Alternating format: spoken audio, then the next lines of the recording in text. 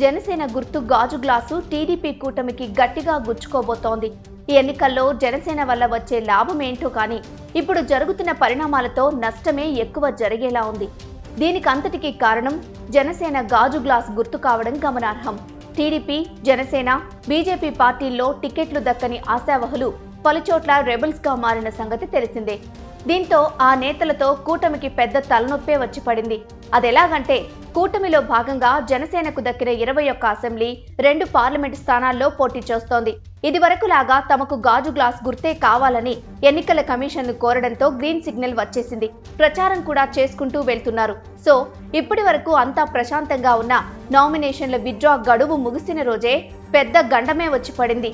గాజు గ్లాస్ గుర్తు free symbol కావడంతో పదుల సంఖ్యలో అభ్యర్థులు ఇదే గుర్తు ఇచ్చేయడం గమనార్హం.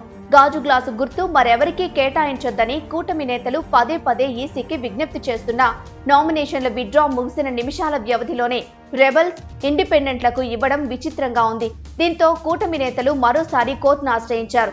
రాష్ట్రంలో 21 నియోజకవర్గాల్లో జనసేన అభ్యర్థులు పోటీ చేస్తున్నారు. మిగిలిన చోట బీజేపీ, టీడీపీ వారు పోటీ చేస్తున్నారు. స్వతంత్ర అభ్యర్థులకు లాటరీ ద్వారా గుర్తులు కేటాయిస్తారు. అయితే గాజు గ్లాసు గుర్తు కావాలని ఎక్కువ మంది పోటీ పడడంతో లాటరీ వేసి కేటాయించారు. గాజు గ్లాసు వచ్చిన చోట్ల జనసేన ఓటర్లు సైకిల్ కు ఓటు వేయకుండా గాజు గ్లాసుకు ఓటు వేసే అవకాశం ఉందని టీడీపీ వాళ్లు ఆందోళన చెందుతున్నారు.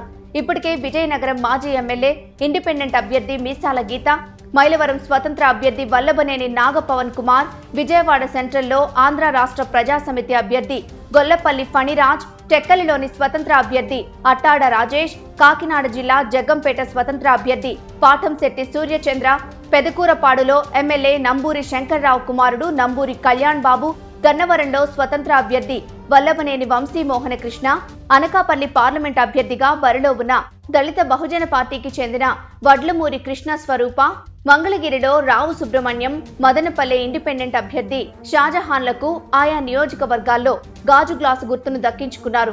ఇంకా చాలా మందికి ఈ గుర్తు కేటాయించే అవకాశం ఉంది.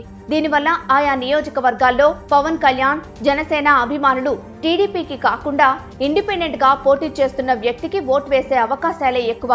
అదే కాక వైసీపీ వాళ్లు ఇంకా జనసైనికుల్ని రెచ్చగొడుతున్నారు. అన్ని చోట్ల జనసేన పోటీ చేస్తుందని, అక్కడ గాజు గ్లాస్కే ఓటు వేయండని వైసీపీ సోషల్ మీడియాలో వైరల్ చేస్తున్నారు. ఇన్ని కన్ఫ్యూజన్స్ వల్ల కూటమికి పెద్ద దెబ్బ పడేలా ఉంది. అయితే ఇదంతా జగన్ ఆడుతున్న జగన్ నాటకం అని కూటమి నేతలు ఆరోపిస్తున్నారు. ఎన్నికలకు ముందు చేతులెత్తేసిన జగన్ ఇలా కుట్రలు, కుతంత్రాలు చేస్తున్నారన్నది ప్రధాన ఆరోపణ. అంతేకాదు కూటమి నేతలు పోటీ చేస్తున్న చోట అదే పేరుతో ఉండే అభ్యర్థుల్ని సైతం బరిలోకి దింపడం మరో దారుణమైన విషయమని తెలుగు తమ్ముళ్లు కన్నెర్ర చేస్తున్నారు. మరి గాజు గ్లాస్ గండం నుండి టీడీపీ ఎలా బయటపడుతుందో చూడాలి.